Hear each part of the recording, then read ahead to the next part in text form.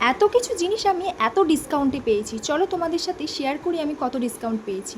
এই dot and কির এই সানস্ক্রিনটা price ছিল 445, যেটা আমি পেয়েছি মাত্র 312 টাকায়। ইনসাইটের এই কম্প্যাক্টটা, যেটা ন্যাচারাল বাফ খুব সুন্দর একটা কভারেজ দেয়, এর প্রাইস ছিল কিন্তু 160 টাকা, যেটা আমি ডিসকাউন্টে পেয়েছি 112 টাকায়।